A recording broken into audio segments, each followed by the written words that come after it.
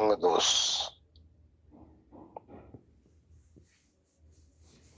दूसरा इसी में एक प्रश्न आ गया, क्या संग दोष आत्मा का स्वभाव है? तीसरा प्रश्न आ गया, ईश्वर के साथ संग द्वेष करना उचित है?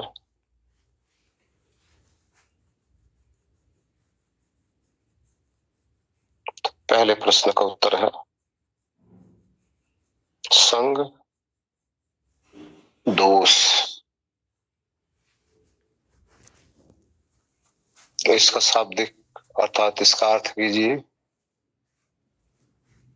संग का अर्थ होता है किसी के संपर्क में आना, और दोष का अर्थ होता है बुराई। यही आता होगा ना? जी गुरुजी। दोष का अर्थ ही बुराई है, यानी किसी के संग में जब आत्मा आता है तो उसके अंदर एक बुराई पैदा हो जाती है। और ये बुराई क्यों आती है? ऐसा क्यों होता है? जैसे पहले भी कहा गया कि आत्मा जिस जिसके संग लगता है वैसा ही अपने ही स्वरूप को मानने लग जाता है, या हो जाता है। होता तो नहीं, मानने लग जाता है। जैसे शरीर के साथ लगा, अपने आप को शरीर मानने लग गया। स्त्रीलिंग शरीर के साथ लगा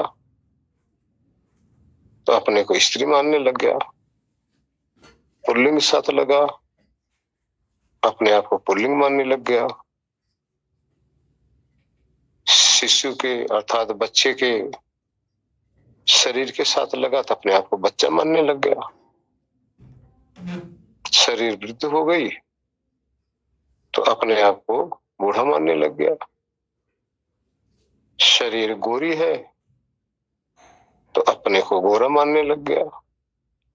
शरीर काली है तो अपने को काली मानने लग गया। किसी बच्चे के सानिध्य में आया, अपने आप को उस बच्चे का पिता मानने लग गया। कोई अपने आप को पुत्र मानने लग गया।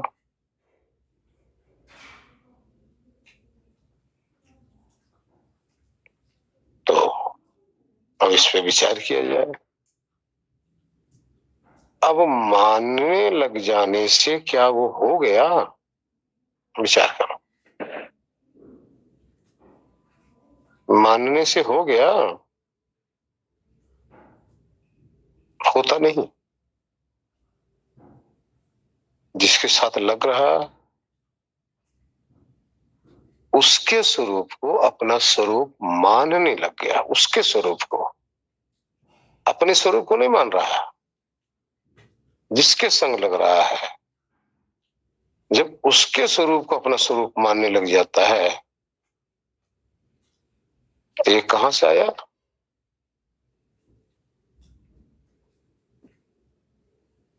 जिसके साथ जुड़ा है उसके संग के कारण से ये माना है। जब उसका संग नहीं था तब तो नहीं माना था। तो क्या हुआ? अज्ञानता। ये अज्ञानता ही दोष है, उसकी बुराई आ गई। ये दोष के कारण से ही फंसा रहता है। अब इसमें अज्ञानता है। अज्ञानता का अर्थ ना समझी। इसका अर्थ जिसके साथ लग रहा है उसके साथ लगकर अपनी समझ खो दे रहा है। अपनी जो इसका ज्ञान है वो खत्म कर दिया, समाप्त कर दिया, भूल गया, अज्ञान आ गया। इसी का नाम संग दोष है। किसी के साथ लगने के बाद अगर वैसा अपने आप को मान रहा है तो धरती पे इससे बड़ा अज्ञान, अनर्थ आत्मा के लिए कुछ भी नहीं, क्योंकि आत्मा अनर्थ कर रहा है। अनर्थ का अर्थ जैसा है वैसा अर्थ नहीं निकाल रहा है, जैसा है उससे विपरीत अर्थ निकाल रहा है। यही संग दोष है। अब रहा आर्या जी के प्रश्न का दूसरा प्रश्न कि क्या ये आत्मा का स्वभाव है? नहीं, आत्मा का स्वभाव नहीं भाई। ये आत्मा का स्वभाव तो ज्ञान है। ये अपने स्वभाव से विपरीत चल रहा है, उल्टा चल रहा है, ज्ञान से विपरीत अज्ञान की तरफ चल रहा है। इसका स्वभाव नहीं है, ये इसकी बुराई है, रॉन्ग है। ये जो अपने रॉन्ग चल रहा है, यहां से हटना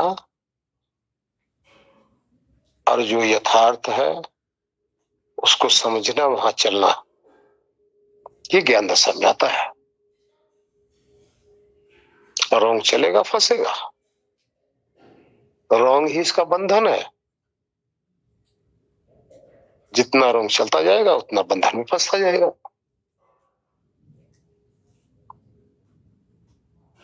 जैसे अभी आर्या जी ने सबसे पहले प्रश्न करने से पहले एक शब्द कह दिए,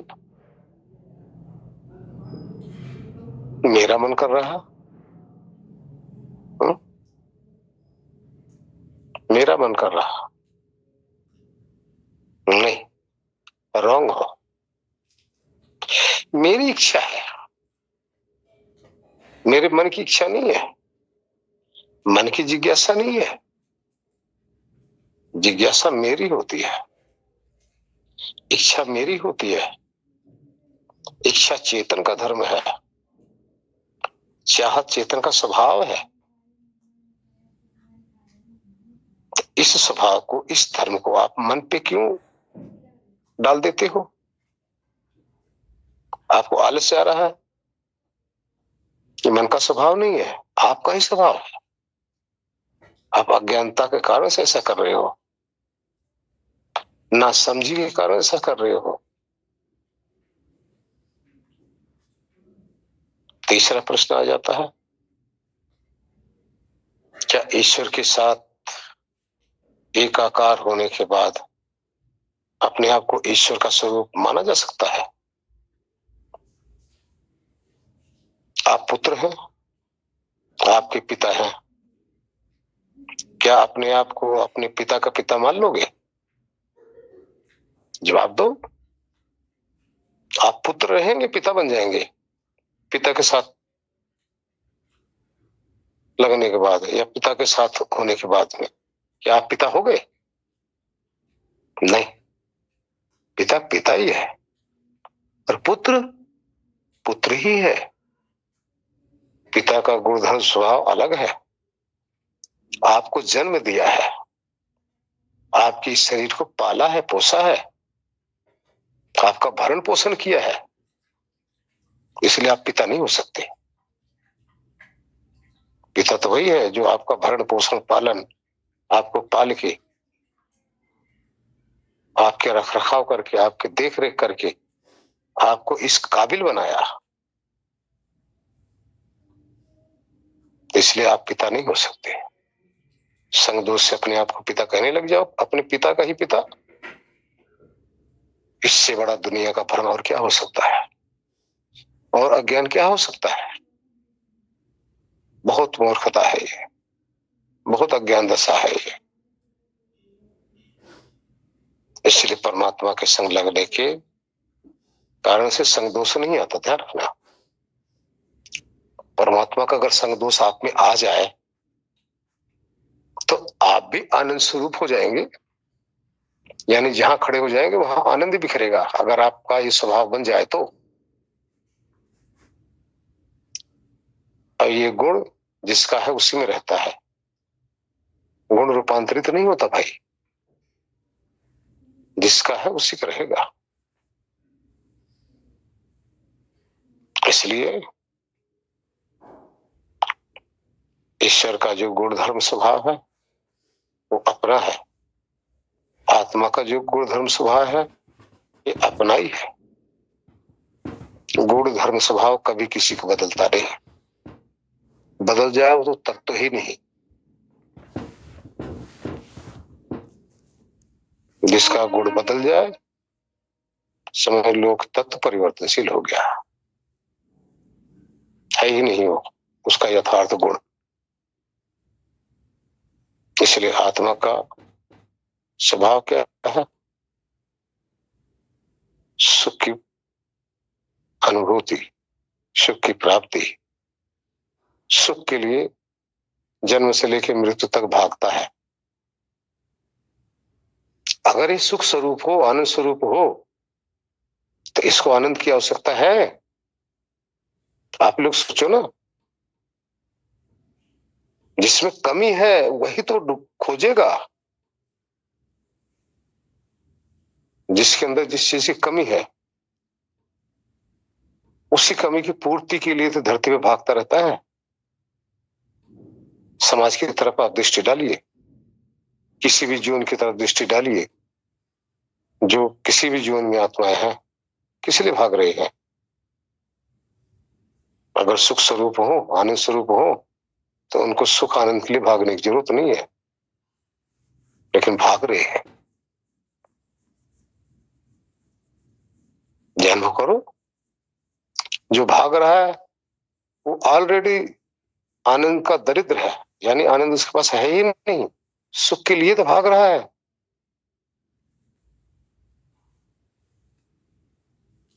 तो सुख कहां है उसके पास? आनंद कहते हैं विशाल सुख को, जिसके आगे किसी प्रकार का कोई सुख ही ना हो उसी को आनंद कहते हैं। आप देखो ना, सब कोई भाग रहे हो ना,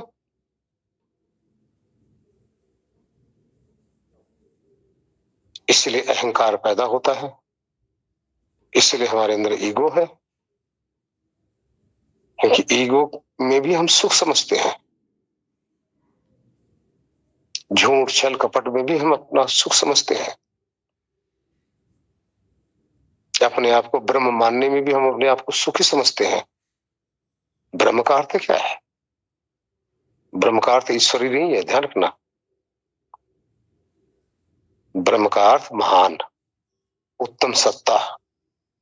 ब्रह्म ईश्वर को ही नहीं कहा जाता, ब्रह्म आत्मा को भी कहा जाता है, ब्रह्म परमात्मा को भी कहा जाता है। ये उपनिषद का वाक्य है।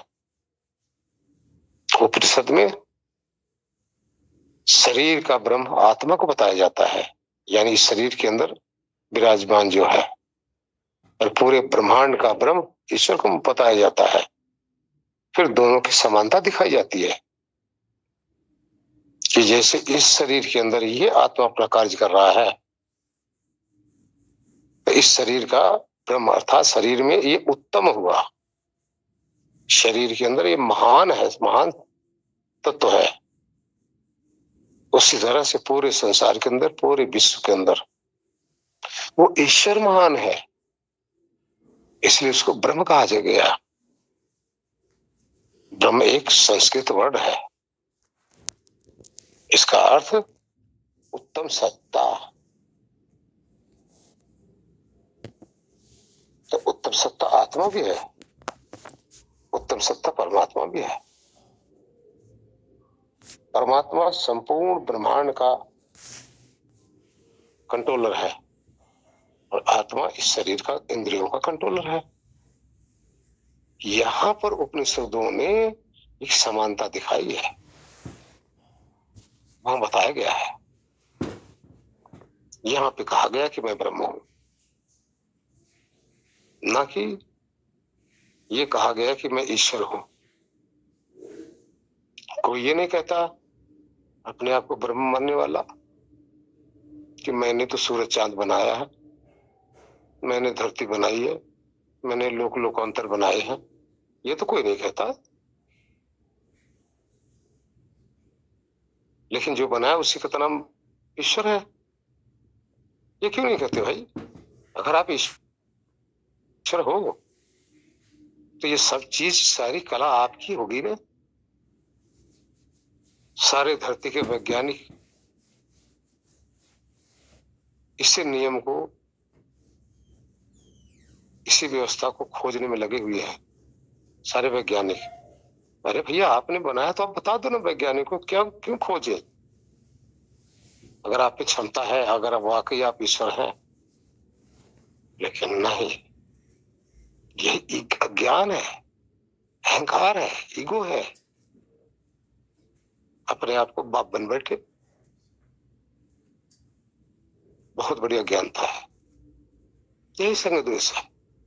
ध्यान रखना, जो वाकई ईश्वर को जान जाएगा वो ईश्वर नहीं बनेगा।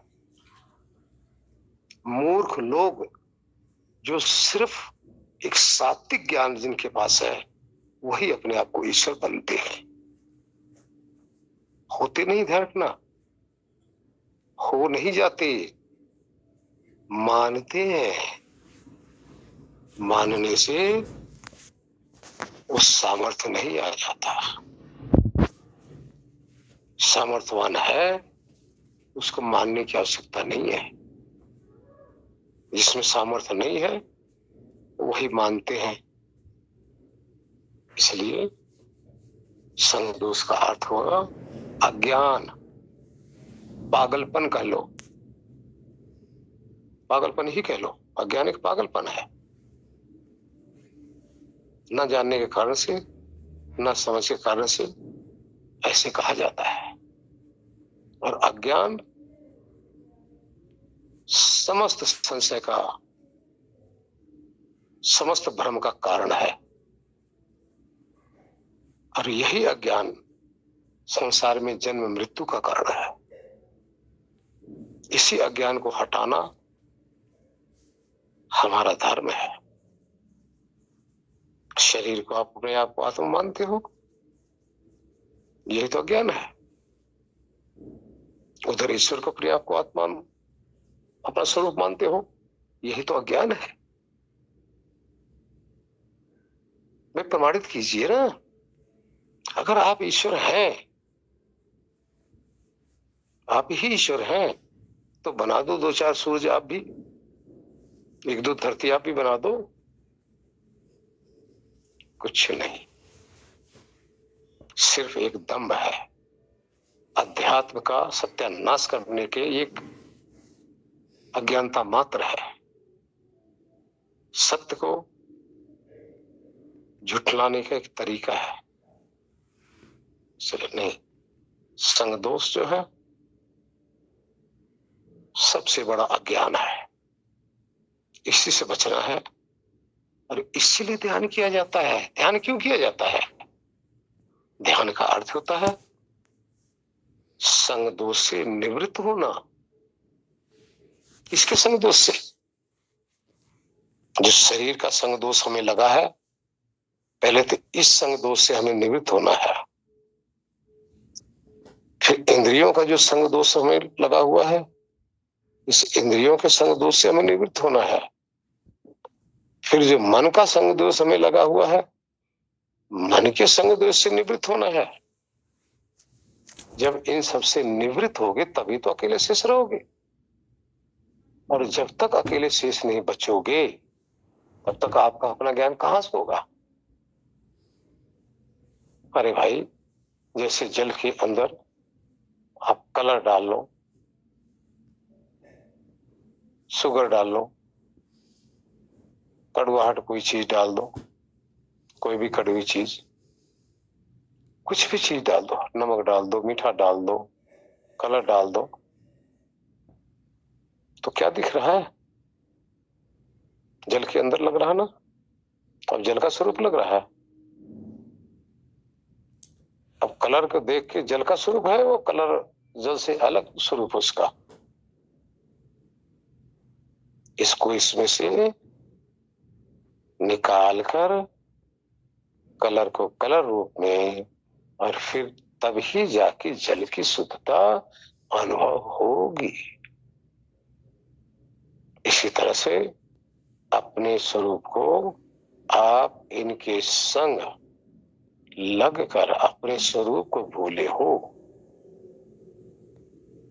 अपने स्वरूप की अनुभूति नहीं हो पा रही है, इसलिए इन सब से अलग होकर अपने यथार्थ स्वरूप को जानना, ये है ज्ञान। ये है अपना यथार्थ स्वरूप। बाकी तो शरीर और आत्मा का जो मेल है, इसकी आपकी सिर्फ मान्यता मात्र है। मान्यता से आपका जो यथार्थ स्वरूप है बदल नहीं जाएगा। आपका स्वरूप जैसा है वैसा ही रहेगा, दूसरा तत्व जैसा है वैसा ही रहेगा। देखिए ना, जिस शरीर को अपनी आत्मा माने बैठे हो, जब चेतना इसमें से निकल जाती है तब ये मुर्दा शेष रह जाता है, लाश शेष रह जाती है। और यही ये शरीर है, लाश ही शरीर है। और इसके अंदर जो चेतना पाई जा रही है वही आत्मा है। इन दोनों को अलग अलग कर दो तो दोनों का ज्ञान हो गया। दोनों के एक में कर दो, आप कुछ भी समझते रहो, ये आपकी समझ है, ये आपकी मान्यता है। मान्यता से ज्ञान नहीं होता, तत्व के दर्शन से, तत्व के अनुभव से ज्ञान होता है। इस तरह से यदि हम संग दोष से निवृत्त होकर ही अपने यथार्थ स्वरूप को जान सकते हैं, अन्यथा बिल्कुल नहीं। आप मान लो अपने आप को परमात्मा का, संग दोष लग गया। अरे भाई, संग दोष लग गया तो जैसे शरीर के संग लगने से आपके अंदर अज्ञानता आई, वैसे ईश्वर के संग लगने के बाद आपको अज्ञानता आई। अब विचारणीय है कि ईश्वर का संग दोष कहां से लगा आपको। अगर ईश्वर के सानिध्य में आते तो संग दोष कैसे लग पाएगा? यानी सानिध्य में आए ही नहीं, अनुभव हुआ ही नहीं, मान्यता आपकी पक्की हो गई। संग दोष क्या? आप स्वीट खा रहे हैं या कोई पदार्थ खा रहे हैं, अगर कड़वा लग रहा है तो अपने आप को कड़वा मानने लग जाओगे। मिठास लग रहा है तो अपने आप को स्वीट मानने लग जाओगे। नमकीन लग रहा है तो अपने आप को नमक, सॉल्ट मानने लग जाओगे। बोलो क्या मानोगे? ऐसा मानते हो? नहीं ना। फिर वहां कैसे मान लेते हो? भाई वहां भी तो आप स्वाद ही ले रहे हो ना, वहां भी तो आप स्वाद ही ले रहे हो ना, आनंद का स्वाद ले रहे हो ना। जब नमक का स्वाद लेने से आप नमक नहीं बन गए, आपकी मान्यता नमक की नहीं हो गई कि मैं नमक हूं, मैं नमकीन हूं। जब आनंद को स्वाद ले रहे हो तो अपने आप को कैसे मान रहे हो कि मैं आनंद हूं? विचार करो। नहीं, हकीकत नहीं है ये सिर्फ शाब्दिक ज्ञान है, सुना सुनाया एक भ्रम है। जो सुन के मानते हैं ये उनकी अज्ञानता है, जान के मानने वाला ऐसे नहीं करेगा। जो गया ही नहीं, जो जा सका ही नहीं, जो समझ सका ही नहीं, जिसमें समझने का सामर्थ्य है ही नहीं, वो बस सुन के और पढ़ के मान लिया है, जाना नहीं है। इसलिए किसी भी प्रकार का अगर भ्रम रह जाता है, संशय रह जाता है, तो ऐसा आत्मा सदा अधूरा ही रहेगा, कल्याण नहीं हो सकता। क्योंकि संशय के कारण से ही आत्मा भटकता है, संशय के कारण से ही धरती पर जन्म मृत्यु होता है। ये संशय समाप्त करना है, और संशय अज्ञान से समाप्त नहीं होगा, संगदोष से समाप्त नहीं होगा, यथार्थ ज्ञान से संशय समाप्त होगा, तत्व ज्ञान से संशय समाप्त होगा, यथार्थ जानकारी से संशय समाप्त हो जाएगा। संशय समाप्त हुआ, संसार का बंधन ही समाप्त हुआ। इसलिए संसार के बंधन से अगर आपने छूटना है, तो किसी भी प्रकार का संशय से आपको मुक्त होना पड़ेगा। और संशय तभी आप संशय से मुक्त हो सकते हो जब तक यथार्थ तत्व दर्शन नहीं होता, अन्यथा अज्ञान में भटके रहोगे, मरते रहोगे, फंसते रहोगे, जन्मते रहोगे।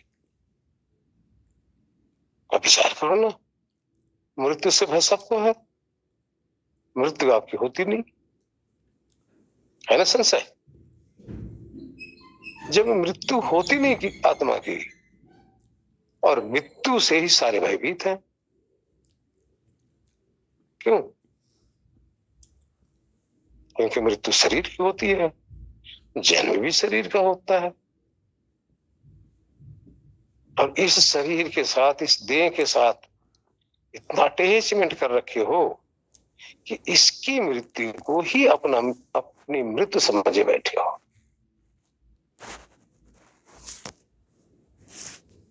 जब तक आप अपने यथार्थ स्वरूप का अनुभव नहीं करोगे, इस शरीर की मृत्यु को ही अपनी मृत्यु समझते रहोगे। साधना में जाकर जब चेतना अपने सचेत अवस्था में पूर्ण रूप से, शुद्ध रूप से जब रहती है, तब अपने शुद्ध स्वरूप का ज्ञान होता है। शुद्ध स्वरूप के ज्ञान होने के कारण से ही, उसके बाद ही इस शरीर के अशुद्ध स्वरूप से अपने आप को अलग अनुभव करने लग जाता है। शरीर में रहते, शरीर के रहते अपने आप को हमेशा शरीर से उठा हुआ अनुभव करता है, शरीर से अलग अनुभव करता रहता है। अब ये संग दोष उसका समाप्त हो गया। संग दोष किस कारण समाप्त हुआ? ज्ञान के कारण से। संग दोष क्यों था? अज्ञान के कारण से। जैसे ज्ञान आया, संग दोष समाप्त। अज्ञान है, संग दोष लगा है। इसलिए ज्ञान का अर्थ है तत्व का यथार्थ दर्शन कीजिए। तत्व कहीं बाहर नहीं है, पहाड़ों पे आपको नहीं मिलेगा, इसी देह के अंदर आप हो। कितने ऐसे हैं कि मैं तो पूरे ब्रह्मांड में व्यापक रूप से रह रहा हूं। अरे मूर्ख नर, व्यापक होता तो आंखों की आवश्यकता नहीं थी, व्यापक होता तो कान की आवश्यकता नहीं थी, व्यापक होता तो देह की आवश्यकता नहीं थी, व्यापक होता तो वाणी की आवश्यकता नहीं थी, व्यापक होता तो पांव की आवश्यकता नहीं थी। ये तो अल्पज्ञ के लिए सबकी आवश्यकता है, एक देशी के लिए इसकी आवश्यकता है। मूर्ख नर इतना नहीं समझ सक रहा है और अपने आप को व्यापक समझ रहा है। व्यापक का अर्थ क्या है? सर्वत्र एक साथ। जो सर्वत्र है उसको वाणी की क्या जरूरत है दूसरे को सुनाने के लिए? जो सर्वत्र है उसको कान की क्या जरूरत है दूसरे के शब्द सुनने के लिए? क्योंकि व्यापक में शब्द गूंज रहे होते हैं पूरे ब्रह्मांड में। जो पूरे ब्रह्मांड में एक साथ है उसका नाम व्यापक है। अपने आप को व्यापक माने बैठे हैं तो बहुत सी अज्ञानता है। यही सब संग दोष है। यही अज्ञानता को हमें दूर करना है। जब तक अज्ञानता दूर नहीं होती, अध्यात्म से कोसों दूर ऐसा प्राणी, कोसों दूर है। सिर्फ एक कंपटीशन है उसकी मान्यता की। अहंकार है, ईगो है कि मैं आध्यात्मिक हूं। कुछ नहीं है, नथिंग, जीरो। उल्टा अध्यात्म में ज्ञान आने के बजाय ज्ञान आ गया है और भ्रम आ गया है और संशय आ गया है। ज्ञान तो आया नहीं, संशय आ गया। ज्ञान आया नहीं, भ्रम और पाल लिया। ज्ञान आया नहीं, जैसा है वैसा समझ पाया नहीं, अपने आप को पूर्ण ब्रह्मांड में व्यापक मान लिया है। वाह, अध्यात्म में कितनी अज्ञान दशा है। इसलिए जैसा है वैसा समझो, वैसा जानो, वैसा मानो, खोज करो। किसी को सुन के नहीं, किसी को सुन के आपका पेट नहीं भरने वाला है। आप ज्ञानी नहीं हो जाओगे। सुन के तोता रट करने लग जाओगे। तोता रट से आपका कल्याण नहीं होगा। आप दूसरे को, अपने आप को ज्ञानी मत ठहराओ दूसरे की दृष्टि में। आप ज्ञानी बनिए स्वयं अपने लिए, अपने कल्याण के लिए। दूसरे की दृष्टि में आप ज्ञानी बनेंगे, कुछ नहीं होने वाला। अहंकार और पैदा हो जाएगा। अहंकार मत पालो, ज्ञानी बनिए। अपनी अंतर्दृष्टि को खोलिए। अंतर्दृष्टि से अपना कल्याण कीजिए। दूसरे के ठेका मत लीजिए, पहले अपना कल्याण कर लो। अपने को इस अज्ञान से हटा लो, तभी आप इसके अधिकारी होगे, किसी को बता सको। अरे भाई, कीचड़ कीचड़ से नहीं धुला जाता। जो इस दलदल में फंसा पड़ा है, मोह के, अज्ञान के, संग दोष के, ऐसे दलदल में फंसा हुआ कोई भी दूसरे को दलदल से कैसे निकाल सकता है? पहले खुद तो निकले, खुद मोह दशा से निकले, तभी उसके अंदर सामर्थ्य आएगा दूसरे को इस कीचड़ से, अज्ञान रूपी कीचड़, मोह रूपी कीचड़, संग दोष रूपी कीचड़ से उबारने का कला तभी आ सकती है। इसलिए सोचो, समझो, सत्य को जानो, असत्य को त्याग दो। हरि ओम, नारायण।